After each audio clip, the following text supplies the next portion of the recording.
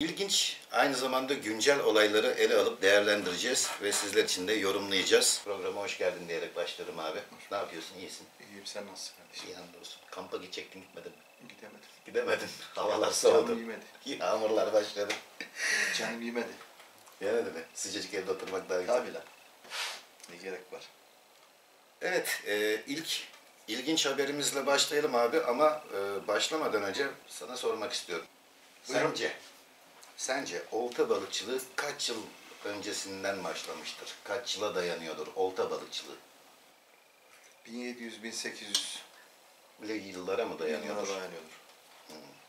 Daha da eskiymiş Daha abi. öncesinde akıl erdiremediğimiz için. Milattan önce 5000 yıllarına ait olduğu tespit edilen, şu an ekranda da gördüğünüz bu kanca bulunmuş. Sırbistan'ın Belgrad yakınlarında Vinca kasabasında. Bakar mısın ya? Milattan Milattan önce önce 5000 yıl. önceye dayanıyor. 2025'teyiz. 7025 yıl önce olta balıkçılığı yapılıyormuş yani en azından. Bu da tespit edilmiş oldu. Ve haberde şöyle bir şey var. Yani kanca ile birlikte işte ağ ve bazı mızraklar falan da bulunmuş ve o dönemin insanların aslında olta balıkçılık anlamında ne kadar ilerlediğini ve aynı zamanda işte bu kanca hani şu an böyle dörtlük kanca gibi görünüyor da yanına belki bir pet şişe ya da bir 44 numara terlik koysalar da daha iyi anlaşılırdı. Kancaların, mızrakların büyüklüğünden aslında ne kadar büyük balık da avladıkları anlaşılabiliyor denilmiş haberde. Yani bu ekranda gördüğümüz kanca aslında belki şöyle çok daha büyük bir kanca. Hayvan kemiğinden yapılmış. Ama şuradaki işçilere bir bakar mısın abi? Abi adamlar. Burada da var, buradan da bakabilirsin. Adamlar değil, bunu bir adam yapmıştır kesin de. O adamda nasıl Zeki. bir beyin varmıştır, nasıl bir zeka varmıştır. Oradan Zeki'nin bir tanesi çıkmış. Abicim, adam 5 tane yemek koymuş. Arkasına ip kaymasın diye fren koymuş. Aynen bak o kancanın o sap kısmında misine kurtulmasın diye oraya böyle bir bombelik de vermiş yani adam ya. Aynen. Mantığa bakar mısın? Bir de sanki böyle yansıtmış. Aynı bizim Bu- orijinal kancalar gibi. Bu muhtemelen bunun birkaç eski versiyonu vardır. Kancayla ilgili hani adam bir şeyler denemiştir ama balığı kaçırmaya başlamıştır. Kaçırdıktan sonra biri oradan demiştir abi istersen bir çentik at oraya da çıkmasın abi. Doğru diyorsun demiştir. Nereye Çentik kaymasın yapmıştır. diye. Böyle bu versiyonlar atlaya en son en iyi hali buna getirmiş adam. Son hali bu diyorsun. Son hali bu. Vallahi yapmış. dehşet bir zeka varmıştı adamda ya. Bak bizim O mesela değil de çok günümüzde- üzüldüm ya. Neye? Yani böyle acayip oldum ben. Allah'ım. Tüylerim Yavrum diken bu diken. oltayla balık tutma olayını ben buldum diye seviniyordum ben. Değil mi? Herkes öyle zannediyor. 7000 yıl önce bulunmuş Ha, abi. ama Ben bak, kimim ya? Bak ilginç olan zaten şu. Bazı mesela işte bazı dayılar yeğenim biz 60 yaşındayız işte 10 yaşında başladık balığa. Annemizden böyle bir toplu iğne alırdık. Makaralı ip olurdu. İpi oradan alırdık. Eski ayakkabı tabanından da mantar yapardık. Biz öyle balık tuttuk. Öyle balık tutmaya başladık diyordu ya. Evet. Mesela çoğu abilerimizden duymuşuzdur. Hatta sen de öyle dersin. Sen de öyle başlamışsın Ben de öyle bana. başladım. Ama burada ilginç olan şu. 2025 yılındayız. Adam 7025 yıl önce Önce. bu seviyedeyken sizin daha 50 senesi önce aynı seviyede olmanız ilginç değil mi ya?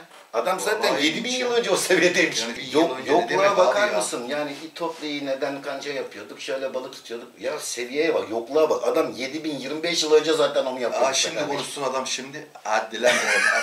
Toplu de bir şey mi? Adam kemiğine kanca yapmış da balık. Sen yapabiliyor musun kemikten diyeceksin adam oturup kalacak. Değil Aynen mi? öyle valla. Vallahi çok ilginç arkadaşlar. Enteresan Bir de yani olay. nasıl keşfettin bunu ya?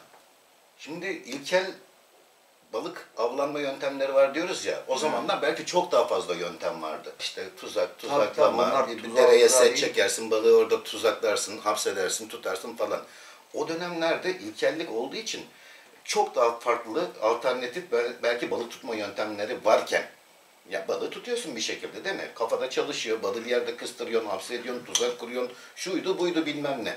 Ulan kancayı nasıl icat ettin ya? İşte bak şimdi burada ne çıkıyor biliyor musun? Aynı şimdi bizimki gibi çıkıyor. Biz neden gidip oltayla balık tutmaya uğraşıyoruz? Kilometrelerce yol gidiyoruz, bir sürü masraf ediyoruz. Değil mi? İşte kanca alıyoruz, misin alıyoruz, ne bileyim bir sürü o envai çeşit takım alıyoruz. Biz bilmiyoruz mu senin dediğine geleceğim. Hı.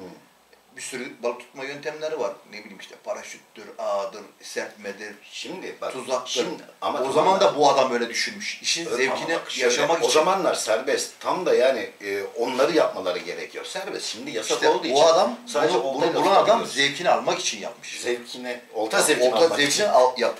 Tabii canım, şimdi düşünsene bu kancanın takılacağı bir balığı ikimiz sopayı tutsak bizi suya götürür.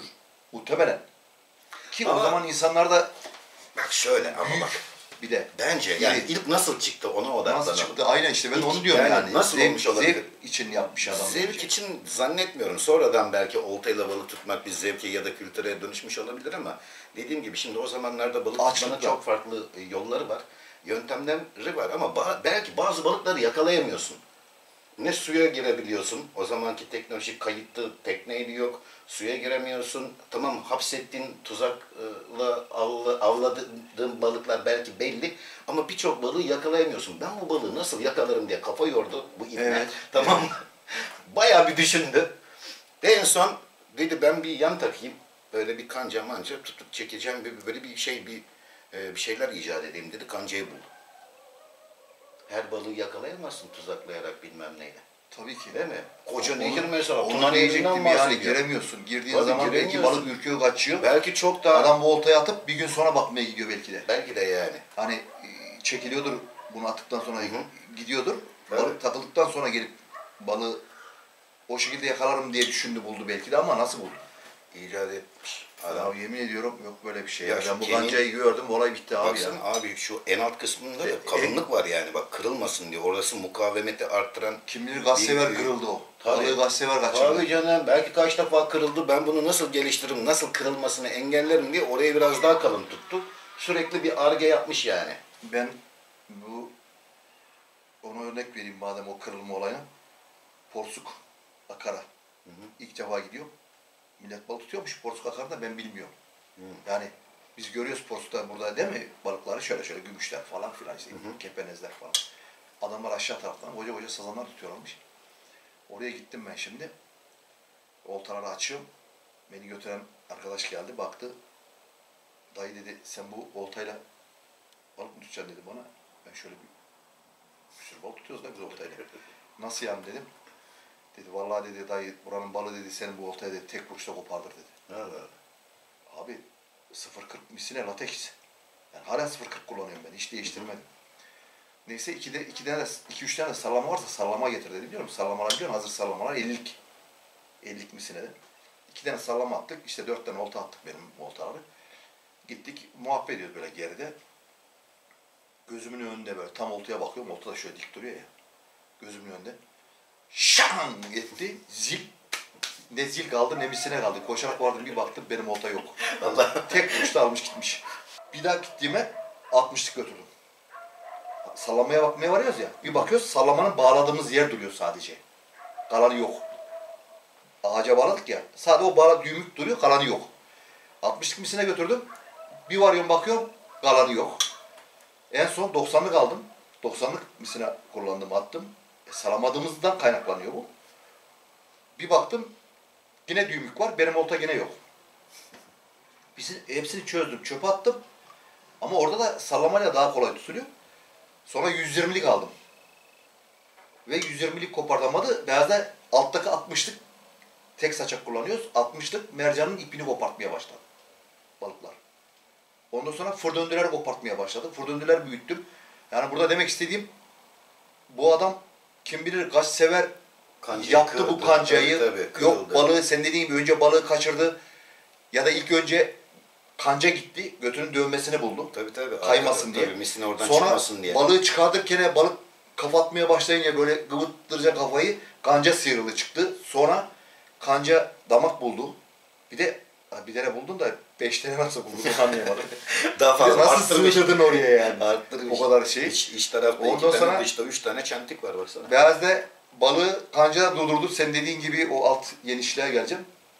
Beyaz'da orada kırılmaya başladı. Kırılmaya değil mi? başladı. Balık çıkamayınca, kafa atmaya Demek ki başlayınca. en büyük yükü burası alıyor. Tabii ki. Orayı biraz daha kalın Abi şimdi yapmış, o tam adamın alt kısmı. tuttuğu balıklar ben öyle tahmin ediyorum. Yani biz limit altı çapa tabirinde dediğimiz balıklar muhtemelen bir 50 kiloluk, 100 kiloluk balıktır. Tabii canım o dönemde Ya 7000 muhtemelen yani. 7000 yıl önce Tuna Nehri'nde Tabii. kim bilir ne dinozor Şeylerden, balıklar vardı ha. yani abi. Demek ki sudaki balıklar da bir de Tuna Nehri'nden bahsediyoruz. Kim bilir Tuna neler Nehri'nde var. hala öyle balıklar vardır. Abi 3 tane balık tutsam Tabii bütün abi. kabile doyar ya. Kim Ya bilir sen ne ne balıklar diyorsun? tutuyorlardı o zamanlar. Ama bunu icat eden adam, az önce konuştuk hani Erge'yi orada başlamış Kim muhtemelen. bilir işte Geliştire, kaç sene geliştire, geçti o geliştire, işte geliştire. ilk kanca gitti sonra sen dediğin gibi damaktan balık kurtuldu. Ondan sonra Bu adam- kancayı gırdırdı. Bu adam var ya sonrasında yemin ediyorum şamandırayı da bulmuştur, fır döndüğü de bulmuştur. Bulmuştur abi. abi. Oraları iyice bir kazıp baksalar. Sana onlar da yemin bulurlar. ediyorum sap bile bulmuştur abi. Sap, şamandıra. Tabii, Hatta tabii. makara böyle o zamanki şeye göre. Muhtemelen. Hani, tabii bizim Muhtemelen. şu an bildiğimiz makinalılar değil de böyle küçük böyle Onu bir ağaçtan kasnak gibi oymuştur. oyu- Ağacı Ha. yuvarlak kesip Bir tane oymuştur. diş geçirmiştir, İşte hayvan dişi. Gorç Bak sarmıştır. oraları kazın, iyice bir araştırın. İnan olsun bak. Bu adam makaralı oltayı dahi bulmuştur, bulmadıysa yüzüme tükürün yani. Belki Bulmuştur de abi. adamın tuttuğu balıkların kılçıkları bile vardır. Da böyle kaburgasının kemiği şöyle vardır. 1,5-2 metre kemiği. Vay be. Vay anasını. Çok ilginç. Bizim dayılarda işte 50 yıl önce biz böyle balık Bizim tuttuk. Ulan dayılarda- 7000 yıl önce de böyle balık Ben tutulmuş. de. Kimler tutmuş? Peki bir sonraki haberimize geçelim. Şimdi abi bir iyi haber var. Bir daha iyi haber var. Hangisinden başlayayım? İyi haber var, daha iyi haber var. İyiden başlayıp daha iyiye geçelim. Ya. Öyle. Sırayı bozmayalım. Sırayı bozmayalım. Şimdi daha iyi söyleyince o iyi haber arada kaynar gider. Aynen. Şimdi iyi haber abi. Edirne'de İpsala'da su ürünleri tesislerinde bu yıl 10 milyon 500 bin pullu sazan üretilmiş. Bunların yaklaşık 8 milyon 900 bini İstanbul, Bursa, Yalova, Kırıkkale ve Tekirdağ gibi çevre illere, 1,6 milyonu ise Edirne'deki göl ve göletlere bırakılmış. Önümüzdeki yılda bunlar devam edecek diye de yetkililer bildirmişler. İpsala'daki balık üretim tesislerinde. Harika abi. Bugüne Vallahi kadar güzelmiş haber. 2021 yılında faaliyete geçmiş bu arada ve bugüne kadar 50 milyona aşan yavru sazan balık salımı yapılmış göllere. Yaptıkları göllerdeki sular duruyor mu acaba? Bir de o var. Oraya Hadi gelecek. buyur buradan. Hadi 500 bin tane saldın. Bu sene o göl kuruldu. Balıklardaki. Kızılanlara saldım. Kızıldamlarda yine iyi kötü su var. Çoğu yerde mesela Tamamen Edirne olmuş. tamamen kuruyan arazi parçasına dönen, tarlaya dönen yerler var. Hiç su yok. Sıfır. Evet. Oraya atıyorum 1 milyon saldın. 1 milyon saldın. Gitti o kadar Ne balık. oldu? Hepsi telef oldu. Göletlere değil de büyük barajlara sarsalarmışmıştı. Ya Yine de iyi haber. yetkililer Bir çalışma tabii. var yani, destek var. var. En azından önümüzdeki sene de belki devam edecek. Bayağı tıkır tıkır çalışan bir tesis yani. İyi de bir potansiyel var. Böyle milyonlara varan balık üretimi yapabilen bir tesis demek ki. Tabii ki tabii. İleriki yıllar için güzel 10 milyon. ama tabii bu Çok sene güzel bir şey. çok kötü vurdu işte bu Haber. kuraklık kötü oldu. Acaba bizim bu taraflarda da yapılıyor mu? Ya da bizim bu taraflara nerenin su ürünleri yetiştirme Aynen. Onların Siketip böyle sarıyor. bölge şubeleri falan var. acaba Bizim sadece bölge- Eskişehir'in kendi bünyesinde var mı yoksa Antalya'dan, Mersin'den gibi, Tabii, Adana tabii. gibi yerlerden getirip de bir Tabii tanesi her içeri yer bir sarıyorlar? bölgeye, karayolları gibi düşün, bir şubeye bağlıdır. Mesela bizim Eskişehir'de Antalya'ya veyahut da Bursa'ya bağlı. Orada üretilen, çiftliklerde üretilenler su ürünlerin belirlediği göllere Evet. salımlar mutlaka yapılıyordur. Nerede Balıksız. biraz popülasyonu azsa. Balıksız göllere. Yani Keşke kim öyle yere yapacaklarına 20 bin, 50 bin, kim kiralamayı yasaklasalar. Ve Ya kaçak, işte. kaçak ağacılığa iyi bir denetim getirseler. İşte Şimdi, madem öyle dedim, daha iyi bir haberim var demiştim ya. Tamam. Kaçak avcılık dediğin için Daha iyi hemen bu habere habere geçelim geçtim. abi. Daha iyi haber abi. Nevşehir'de kaçak kurulan 2500 metre uzunluğundaki ağa takılan yaklaşık 1 ton sazan balığı kurtarılmış ve tekrar Kızılırmak Nehri'ne bırakılmış. Bir ihbar üzerine jandarma ve Haydi, kısa da Haydi hayvan durum izleme timleri yaptıkları denetimlerde toplam 2500 toplam diyor. Tek parça değil herhalde muhtemelen toplamda. yo tek parça 2500 metre uzunluğundaki ağı çıkartmışlar. Balıkların tamamını kurtarmışlar. Ellerine Suya sağlık. iade etmişler ve ağı da imha etmişler. Vallahi ellerine Tabii. sağlık. Benim avlandığım bölgeler. Kimin yaptığını da bulamam. Aa sen Nevşehir'e falan gidiyordun arada. Direkt benim avlandığım Şey diyor, bölgeler. Gülşehir diyor. Aynen. Sen Gülşehir'e mi gidiyordun? Aynen. Demek ki kaçak maçak atıyorlar. Abi 2500 metre ne demek ya? Hadi her biri 100 metre olsa ağların 25 tane A. Evet. 2500 Ki metre. 100'er metre bile yoktur o ağlar. 100 metre dediğin yani Bayağı uzak yani. şimdi ağın dolaşma şeysi var ya. Tabii belki 50-50'şer metredir. O en 50 fazla yani dediğin 30 zaman metredir abi hatta. o 50 metreden 50 tane A. Tabii ki. O zaman çıkartmışlar. Ama Tabii yapanı bulamamışlar ama adam göçeceği üzerine. işte abi. Keşke bekleseler de adam bakmaya gelince bassalardı adamı. abi 1 ton diyor ton, ya. birer- 1 ton balık. Abi birer kilo olsa Toplamda 1100 adet balık kurtarılmış. Demek ki yaklaşık hep böyle 900 gram civarında balıklardan 1100 tane evet. yaklaşık da 1 ton olduğu tahmin edilen balık Yalnız adam o bölgeyi kurutuyormuştu abi. kurutuyormuş. Kim bilir daha önceden de belki topladı. Bravo. Topladı. Bravo. Bayağı bir ekip işi bu. Düşünsene Tabii ki, 50 tabii tane ki. ağ, onu sermek, toplamak. En son Bakmak, herhalde birilerinin dikkatini Bakmak, çekti. balıklarını çıkartmak Tabii. gün alır. Yani 2500 metre ağa bakmak bir gün alır. Bir günden fazla. Bayağı da bir ekip gerektirir yani. Ekip Bu gerektirir. 7-8 kişinin yapacağı topluca yani bir ekibin işi. Öyle 1-2 kişi. Abi nasıl 50 tane 50'şer metre ağ? Zaten sermen bir günün alır, toplaman daha fazla alır. O balığı yakalananları da kaldırmak, toplamak, götürmek falan. Bayağı bir ekip işi. Birilerinin dikkatini çekmiş. Adamlar ihbar şey etmiş. kurmuş ya. Sistemi kurmuştu yani. Vallahi kurmuşlar. Neyse güzel haber. En azından Sevindirici yaklaşık ya, keşke- 1 tonluk balığı kurtarmışlar. Keşke hiç atılmasaymış da. Aynen. Onun içinde telefte olan var mıdır? Daha Kesin. hiç yoktan iyidir gene. Evet, çay eşliğinde güzel bir Harbiden sohbet. Güzel bir sevindirici habermiş, ona sevindim bak. Evet. Çünkü ben ta buradan 450, 500, 600 kilometre yol gidiyorum. Bir varıyorsun, oltaya atıyorsun, tık yok. Adam toplamış. Böyle topluyorlar. Belki yıllardan beri yapıyor ya bu adam. Bilemiyorsun ki. Tabii Kim ki. bilir kaç ton balık kaldırdı Var, oradan. çok En var. sonki işinde birileri ihbar etmiş ama bu hani daha ilk kez yaydık da hemen de yakalandık olayı değil yani. Değil. Kim bilir adam hep böyle topluyor. Bu haberden yani. yola çıkarak belki de bu Kızıldamlar'da senden o gün durduk, kaç gün durduk. Bir tane balık, birer tane balık aldık, yarımşar kilo o da erkek sızlandı ikisi de. Evet evet. Hiçbir tane büyük balık olmaz mı? Yoktu vallahi ya. Bir de Balık oynadı mı? oynamadı Peki, da. balık oynadı mı? O kadar kaldık ne sabah ne akşam ne Hiç gündüz. oynamadı. Hiç şıpırtı bile duymadık. Belki bizim bölgelerde de aynı sistem yaptılar abi. Yapıyorlardır belki. Abi Sular yok işte çekildikçe yani. bazılarının Gidenler- böyle işte o tarzdaki insanların avuçlarını böyle okşadığı şeyler yani durumlar. Hani- Sular daha da çekilmiş, balık bir yere hapsolmuş. Evet. Kalkıp da böyle 50 parça 2500 metre ağ değil de zaten balık bir yere Tabii çıkmış. canım. 3 tane ağ geldi mi alırım Yette da. abi, canlı yayınlarda mesela katılan arkadaşlar diyorlar işte abi biz Kızıldamlar'daydık işte 3 tane balık aldık, 5 tane balık aldık. Bir tane canlı yayında senin Kızıldamlar'da balık aldık diyen duydun mu? Yok. Bu sene duydun mu hiç balık Yok aldık diye? ya Kızılgamlar'da hiç balık yapmadı ki. Ben 3 günden beri buradayım diyor. Daha bir tane diyor 1 kiloluk balık almadım abi diyor. Olabilir Hiç mi abi. 1 kiloluk balık olmaz Ya abi? 3 günde tık demeden döndüğümüz çok olmuştur bizim canım. Yıllardan beri ben de gidiyorum Kızıldamlara. 3 gün 4 gün tık demediği illaki oluyor. Ama öncesinde bir operasyon yapılmış mıdır kış aylarında? Yapılmıştır. Belki Onu de yapılmıştır. anlatmış işte. Açılıştan Yani önce halledilmiş ne olduysa. Şimdi temeli kurdular.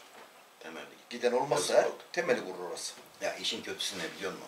Hadi bu sene çok güzel bir kış oldu. Güzel kar yağdı. Bütün göller, barajlar gırtlağa kadar doldu diyelim ama balık olmayacak. Olmaz abi 10 yıl. O hele tamamen kuruyan, biten arazi parçasına dönen bir gölün tekrar su topladığını, eski haline döndüğünü düşünün. Ama oraya balık atılacak da o balık işte biraz büyüyecek de en az 10 yıl lazım. 10 yıl lazım. Yani böyle bir 5-6 kiloluk balık tutayım deseniz bile o balığın 5-6 kiloluk olması için 10 yıl lazım. Çoğu gölde, barajda. Selamünaleyküm. Su olacak ama balık yok.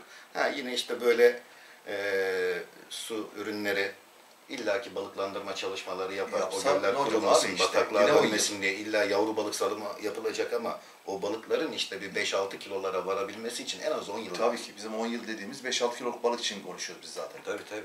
İşin kötüsü o. Dediğim Ama gibi inşallah güzel sana burada kış bir şey olur, sular söyleyeyim. çoğalır ama. Daha hala aklımda kanca var. Değil mi? Çok. Ben uyuyamam abi. Abi bayağı mühendislik çalışması var orada ya. Abi yok böyle bir şey ya. 7000 yıl önce. Biz milattan sonrayı milattan önce 5000 yıl önce. Sen dediğin gibi mutlaka vardır hani oymuştur ağacı oraya diş takmıştır. Abi falan. yapmıştır. Bunu tasarlayan kafa, zeka, yemin ediyorum onu da Kim yapmıştır. bilir ne Çünkü yaptı o adam ya? o Tuna Nehri abi belki karşısı kim bilir kaç metre. Aynen, Bayağı büyüktür yani. Mars'ta bile var ya Tuna Nehri durmaz akar diye. Tabii. Yani büyük balık tutmak isteyeceği için eğer bu adam bu kancayı yaptıysa o balığı çekecek uygun ekipmanlar da yapmıştır yanında. Biraz kazılsa, eşelense yemin ediyorum onlar da bulunabilir yani. Yalnız ben sana bir şey söyleyeyim mi? Diyeceğim ama o kadar önce yoktu. Türkler yapmıştır diyeceğim de. Belki Türkler Tuna Nehri'ne dayanmıştı ya. Türkler de bulmamış. ya abi o zamanlar Türkler zaten 1071'de Türkler Anadolu'ya girmiş. Bizim bahsettiğimiz milattan önce 5000 yıl. 5000. Adamlar o zaman işte o kancayı yapan o akıl, o zeka, o mantık biraz da böyle Ar-Ge'yi de hızlandırmış belli ki o dönemlerde. Daha iyi nasıl yapabilirimin çalışmalarını yaptığı için muhtemelen makinalı oltayı bile icat etmiştir. Yani. Etmiştir abi. O Biraz kancayı daha bulduktan kazılsa sonra adam oralar, her şeyi bulmuştur. oralar biraz daha kazılıp eşelense bulunur. Adam belki de alarm sistemi bile buldu ya. Ne diyorsun sen ha? Ya artık. Ya. Arkadaşlar güzel bir sohbet oldu inşallah. Yeni programlarda yine böyle ilginç konulara değinerek sizler için yorumlayacağız. Yeni programlarda görüşmek üzere. Hoşça kalın. Hoşçakalın. Yalnız o değil de o kanca kafamda kaldı abi. Vallahi. O da nasıl bir adammıştı, nasıl bir beyni varmış o adam. Abi nasıl bir o zeka zekaymış bak, da abi ya. o akıl, o zeka gerçekten Şimdi olsa neler bulurdu o adam. değil mi? Neler yapardı bulduğunu boş ver. Aynen öyle ya. Adam Dehşet yani bir şey yapmış adam. kancaya ya. inanılmaz böyle formlar vermiş ya. Yemin ediyorum ya. O kancanın ucunun iç tarafa eğikliği. Tabii canım böyle kartal Neden böyle dalgası dümdüz gibi değil? şey yapmış böyle çentik Tabii yapmış bildiğin ya. aynı. Ya o kanca girdi mi hakikaten çıkmaz. Kurtulma Çıkmaz şansı abi. yok yani. Mümkün değil abi. Arkadaşlar vallahi ben şok oldum. Siz de yorumlarınızı bekliyorum. Sizin de ne düşünüyorsunuz bu kanca hakkında? Lütfen yazın.